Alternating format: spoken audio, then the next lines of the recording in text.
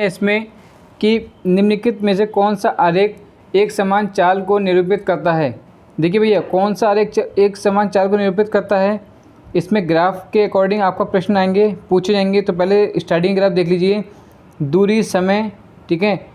दूरी समय पे एक हमारा एक उन्होंने ग्राफ दे रखा है, तो आपको डिपेंड करना है, दिखाना है, बताना है कि इसमें से कौन सा आंसर आपका करेक्ट हो जाएगा। तो देखिए यहाँ पे आपको पूछ रहे हैं कि आरेख एक समान चाल से, तो एक समान चाल से देखिए ये तो एक समान चाल से नहीं चल रहा है फर्स्ट वाला, ना सेकंड वाला, ना थर्ड वाला। तो एक समान चाल से कौन चल रहा है हमारा, फोर्थ वाला, ऑप्शन नंबर 4 बिल्कुल करेक्ट हो जाएगा। ठीक है, ये बिल्कुल एक सीधी लाइन में चल रहा है, तो उसका मतलब ये एक समान चाल में चल रहा है। ठीक है, नेक्स्ट क्वेश्चन की बात करें हम लोग। सृजनात्मक शिक्षार्थी सदैव प्रयोगात्मक कार्यों की रुचि दिखाते हैं। इसका मुख्य कारण ये है कि वह किसके माध्यम से सीखते हैं।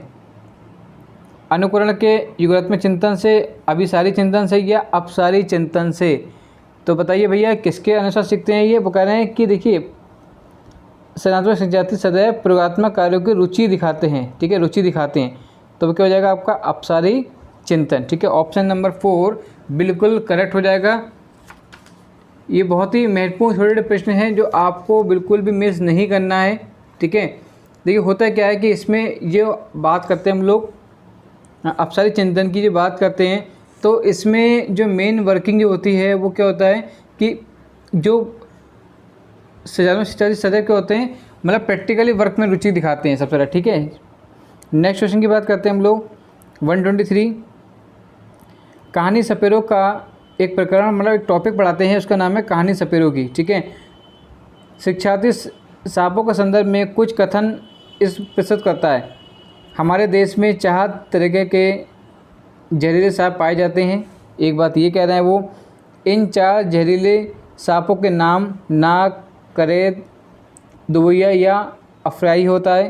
सांप के कांटे की दवाई सीरम सांप के जहर से ही बनाई जाती है। तो इसमें आपको करेक्ट बताना है। अगर आपने चैप्टर पढ़ा है तो ठीक है, नहीं पढ़ा है तो समझ लेते हैं। ये तीनों ही पॉइंट बिल्कुल ठीक हैं, तो इसका मतलब ऑप्शन नंबर 4 बिल्कुल करेक्ट हो जाएगा। ठीक है, नेक्स्ट क्वेश्चन की बात करते हैं हम लोग। नीचे दिए गए आरेख के आधार पर निम्न में से कौन सा अक्षर एक अच्छे आवास निर्माण अमुक को प्रभावित करने वाला कारक है। तो देखिए यहाँ पे क्वेश्चन को थोड़ा देखिए स्टेप से। एक इधर का आपको ग्रह, स्वच्छता, सूर्य का भ्रमण चक्र और वायु दिशा। यहाँ पे क्वेश्चन का जो मतलब पूछा जा रहा था वो उनका जो अर्थ निकल रहा है वो निकल रहा है कि देखिए कौन सा अक्षर एक अच्छे आवास, ठीक है, निर्माण अमुक को प्रभावित करने वाला कारक है।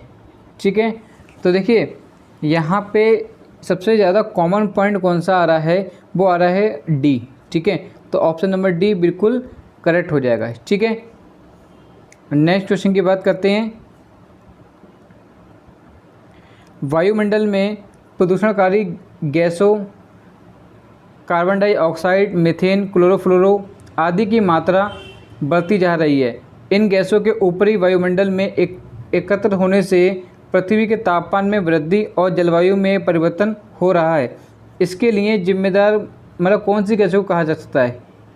ठीक है, बात चल रही है, देखिए ये बहुत ही महत्वपूर्ण प्रश्न है और पिछले में आए भी हुए हैं। ठीक है, तो ये बात चलती है किसकी, ग्रीन हाउस गैस। आपने अच्छे से पढ़ रखा होगा तो आपको जल्दी से याद भी आ गया होगा। ठीक है, नेक्स्ट क्वेश्चन की बात करते हैं। पौधों और जंतुओं के संघर्षोवश तक जमा होने और विघटन फलस्वरूप प्राप्त अवशेष जीवाश्म कहलाते हैं, जैसे कोयला, तेल, प्राकृतिक गैस। इन पदार्थों को ईंधन के रूप में प्रयुक्त करने के कारण इन्हें क्या कहते हैं, जीवाश्म ईंधन, एलपीजी कहते हैं, सीएनजी कहते हैं या बायोगैस कहते हैं। तो बताइए भैया किसको क्या कहते हैं। तो यहाँ पे बात चली कोयला, तेल, प्राकृतिक गैस, तो ये किसके लिए होगा, हमारा जीवाश्म ईंधन के लिए। ठीक है, नेक्स्ट क्वेश्चन की बात करते हैं हम लोग। एक शिक्षक जो शिक्षा मनोविज्ञान के सिद्धांतों को व्यवहार में लाता है, उससे वह शिक्षा व्यवसाय में गर्व की अनुभूति होती है।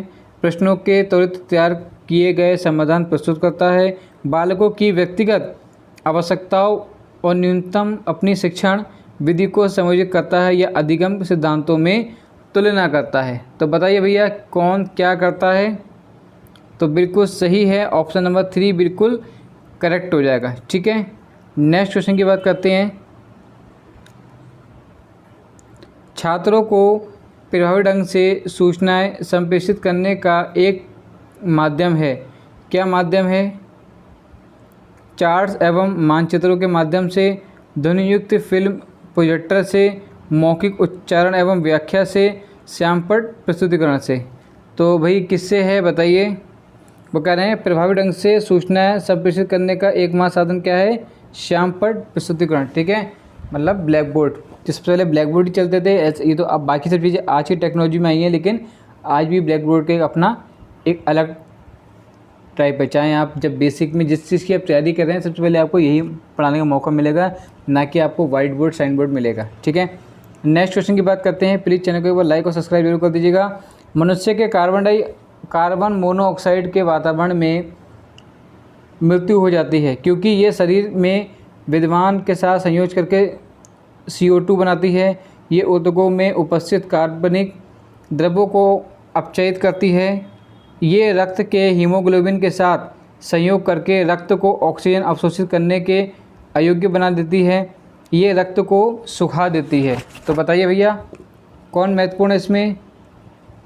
129 का ऑप्शन नंबर सी बिल्कुल करेक्ट हो जाएगा। ठीक है, ये क्या करती है? ऑक्सीजन को अवशोषित करने योग्य बना देती है। नेक्स्ट क्वेश्चन की बात करते हैं। एक अध्यापक जिसकी शिक्षण में अभिरुचि विकसित हो गई है, वह बालकों के व्यवहार संबंधी समस्याओं का अध्ययन करता है, विभिन्न प्रकार के परीक्षणों की तुलना करता है, पारस्परिक नियमों को प्रभावित नहीं करता है, बालकों के साथ प्रभावपूर्ण रवैया नहीं अपनाता है। ठीक है, तो क्या होता है कि एक अध्यापक जिसका शिक्षण में अभिरुचि विकसित हो गई है, वह बालकों के व्यवहार संबंधी समस्याओं का अध्ययन करता है। ठीक है, नेक्स्ट क्वेश्चन की बात करते हैं। रीता कक्षा 4 की विद्यार्थी पर्यावरण अध्ययन में अच्छे अंक प्राप्त नहीं कर रही है। बात को समझना है ध्यान से, नहीं कर रही है, जबकि अन्य विषयों में उसकी उपलब्धि अच्छी है। इसका संभावित कारण क्या हो सकता है? लड़कियां वातावरण अध्ययन में कमज़ोर होती हैं। लड़कियों के लिए वातावरण अध्ययन आवश्यक नहीं है। बच्चों को पर्यावरण अध्ययनों के सीखने के लिए अधिक बुद्धिमान होना आवश्यक है। पर्यावरण अध्ययन पढ़ाने की नवीन विधियों में कुछ समस्या। तो बताइए भाई, तो बात सही है बिल्कुल कि पर्यावरण अध्ययन में पढ़ाने की नवीन विधियों में कुछ समस्या है। ठीक है, देखिए अन्य विषय उपलब्धि अच्छी नहीं है, इसका जो कारण है क्या बनना है हमारा? ऑप्शन नंबर 4 बनना है। ठीक है, शिक्षण में पाठ्यक्रम संबंधी क्रियाओं का प्रयोग शिक्षण के आसान बनाने के लिए किया जाता है। शिक्षा को रोचक, सुग्राही व प्रभावशाली बनाने के लिए किया जाता है।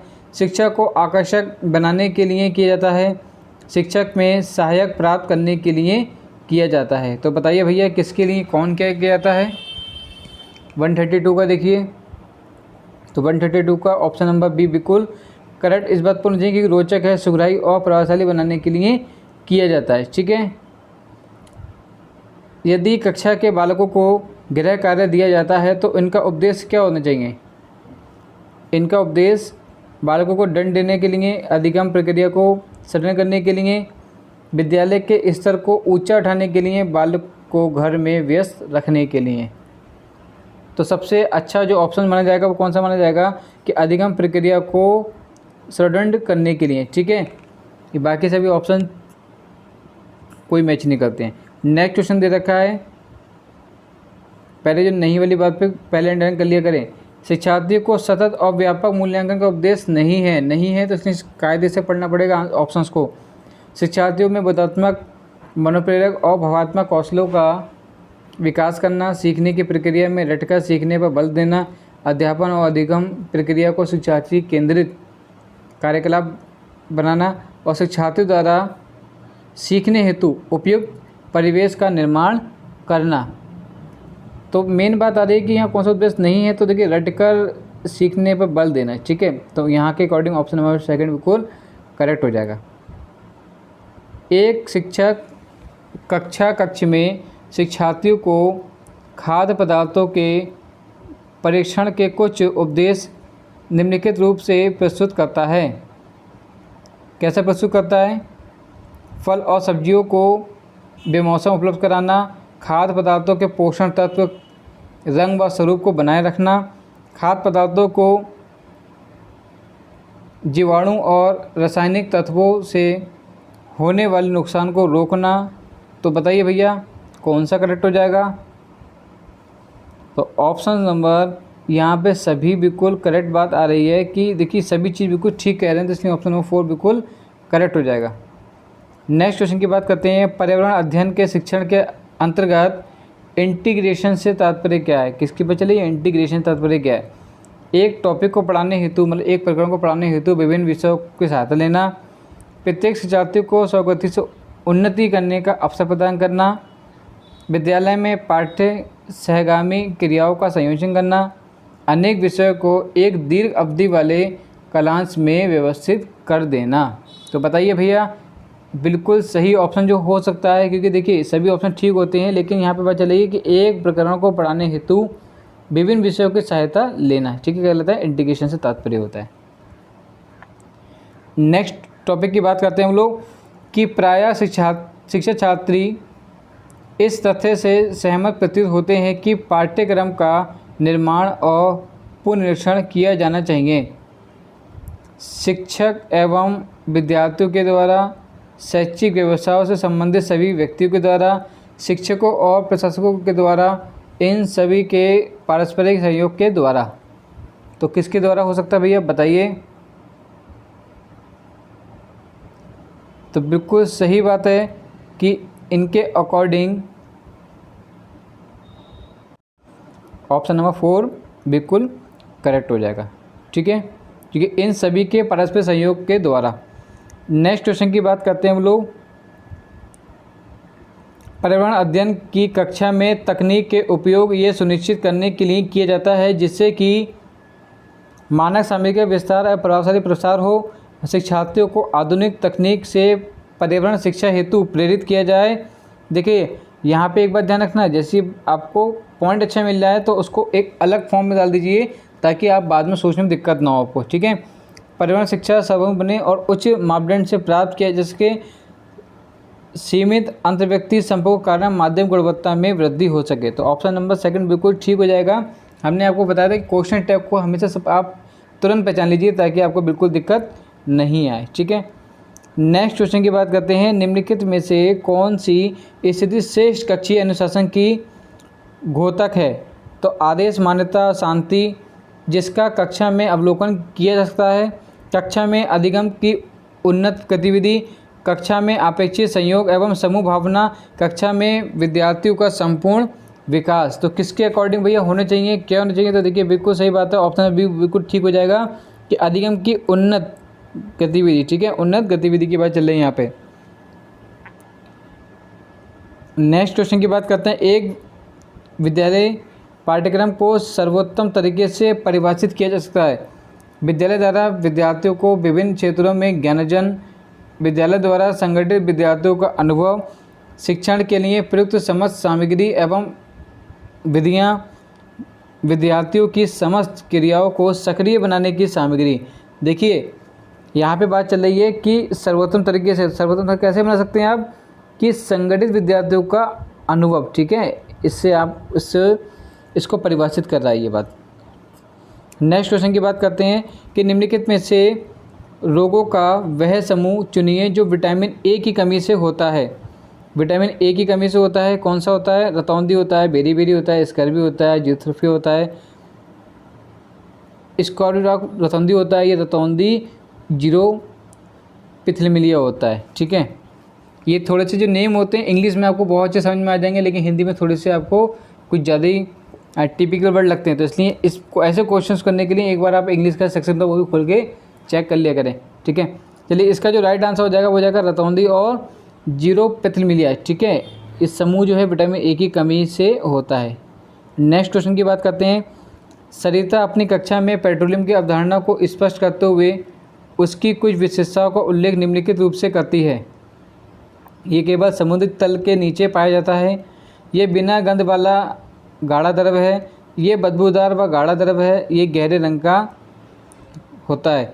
तो निम्न में से पेट्रोलियम का सही विशेषता है, इसमें से आपको देखिए मेन बात है इसका बिल्कुल सही जो बात बन रही है इसके अकॉर्डिंग। तो यहाँ पे देखिए एक तो ये बदबूदार व गाढ़ा द्रव होता है, ठीक है, पेट्रोल की बात चल रही है यहाँ पे, और दूसरा ये गहरे रंग का द्रव होता है, ठीक है। अब इससे बिल्कुल मतलब नहीं है तो इसलिए नहीं लगाएंगे, इसलिए ऑप्शन नंबर 3 बिल्कुल करेक्ट हो जाएगा।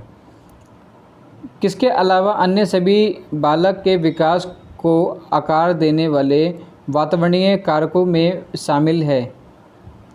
शिक्षक शिक्षार्थी संबंध, पौष्टिकता की गुणवत्ता, बालक का सामाजिक स्तर, सामाजिक सहयोग। तो बताइए भैया किसके अकॉर्डिंग किसका क्या होना चाहिए? तो बिल्कुल सही बात है कि जो पौष्टिक की गुणवत्ता होगी वह विकास का आकार देने में वातावरण में शामिल है, ठीक है। नेक्स्ट की बात करते हैं। केंद्रीय माध्यमिक शिक्षा बोर्ड ने विद्यालय आधारित सतत व व्यापक मूल्यांकन के दिशा निर्देश दिए। निम्नलिखित में से कौन सा इसका एक उपदेश नहीं है?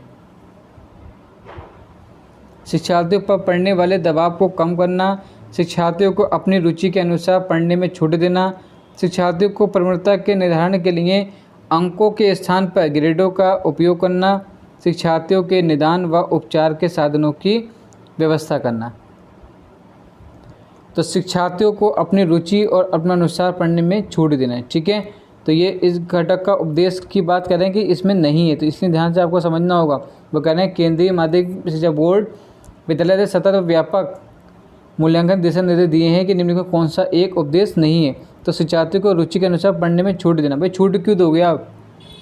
भाई एक उसका इंटरेस्ट बनाना है, कोई यहाँ पे डिस्काउंट को नहीं चल रहा पढ़ाई को लेके, ठीक है। तो ये ऑप्शन इसके अकॉर्डिंग बिल्कुल सही हो जाएगा। विद्यालय में यदि शिक्षार्थियों के वाद विवाद उपयोगिता होने वाली है, मतलब आपको कोई डिबेट होने वाली है, तो आप शिक्षार्थियों को भाषण के लिए वह कहाँ से सामग्री के लिए इसका मार्गदर्शन करेंगे, भाषण का अभ्यास करेंगे, भाषण लिखने की विधि बताएंगे, भाषण लिखकर देंगे। तो इसके अकॉर्डिंग देखिए बात जो फर्स्ट ऑप्शन है बिल्कुल वो सही है, क्योंकि इस ऑप्शंस में ये तीनों ही ऑप्शंस की बात कर ले रहे हैं, ठीक है। ये तीनों ही ऑप्शन कहीं ना कहीं इसमें इंक्लूड हैं। तो ऑप्शन नंबर ए बिल्कुल करेक्ट हो जाएगा। एक बार चैनल को लाइक ज़रूर कर दीजिएगा, सब्सक्राइब जरूर कर दीजिएगा। नेक्स्ट क्वेश्चन की बात करते हैं कि विद्यालय में आयोजित किए जाने वाले विभिन्न पाठ्य सहगामी क्रियाओं के बारे में आपकी क्या राय है?